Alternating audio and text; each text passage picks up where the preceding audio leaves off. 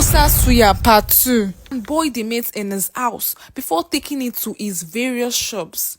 It was a lot of work for Musa, but he never complained. He was doing it happily. It was a lot of work for him. He went from bus stop to bus stop carrying his meat. His workers wondered why he was like that. It kind of slowed down the speed of the business because it took so much time for him to bring the meat, and when it gets finished, they have to wait for him to bring another batch of boiled meat to the shop to be used as suya.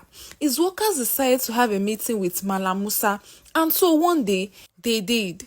Oga, we love your work well, and thank you say you give us this opportunity because we know say you no wan hire anybody before, but we feel say you suppose dey rest at this stage. We go take over.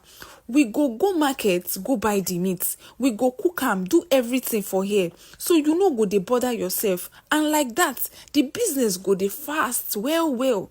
We no go get any delay, and our customers no go dey complain say we slow again. My dear workers, Malam Musa replied, I thank you now well for una hard work, but make una no worry.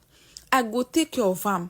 Una no fit sabi my secret recipe. If I tell una say make una dey cook the meat before roasting, you people won't get the way I cook my suya. Or do you want my customers to run away from me?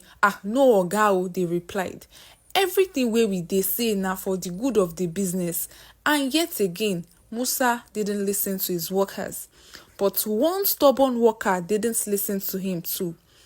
Dara was bent on following Musa to the market to buy the meat and cook it with him. And so one day, he woke up so early and headed to Malam Musa's house, hoping to follow him to the market. But his plan didn't work out because when he got to Malam Musa's house, he heard him cutting the meat already. Dara was pained. Ouch! He already went to the market, Dara said. He opened his door and met Malam Musa's door opened. Musa was cutting the meat. Oga Musa, what time do you even wake up? Dara asked, hoping to surprise him with his dedication to work and to get into Malam Musa's good books. But instead of that, he saw the other side of Malam Musa that no one has ever seen. Malam Musa was shocked to see Dara in his house. He forgot to lock the door. Dara saw the fear in his eyes and was confused. Malam Musa screamed at Dara, you good for nothing boy. What are you doing in my house? Who gave you the permission to come into my house like this, Dara? Get out of my house and never return. And yes, you are fired. I don't ever want to see you in my shops. How dare he come to my house and ask me what time I wake up? Dara was shocked. He was confused.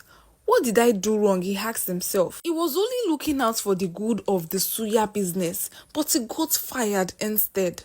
Dara was heartbroken. Weeks later, he got a job in another suya spot, the second best suya spot in the village. Bashiru, the CEO of the second best suya spot in the village, was surprised as to why Musa fired Dara like that. After Dara told him the story of how he was fired, Bashiru started wondering, something is wrong with Musa. His ways are not clean. He has known this for a very long time, but had no proof. Dara's encounter with him proved that something is definitely wrong. I will get to the bottom of this, Bashiru said, consoling Dara. It was the chief's birthday. The people dressed in their favorite attire and headed to the palace to celebrate. They danced, ate, and listened to many stories told by the chief. The chief hired Musa as a suya man that day. So many people came to the town because of the chief's birthday. On his birthday, he gives out free food and gifts. They were all looking forward to eating Musa suya, especially when it's free. Musa was totally drained that day. He worked so hard without rest. After he delivered the boiled meat to his workers, he left the chief's party and went home to rest.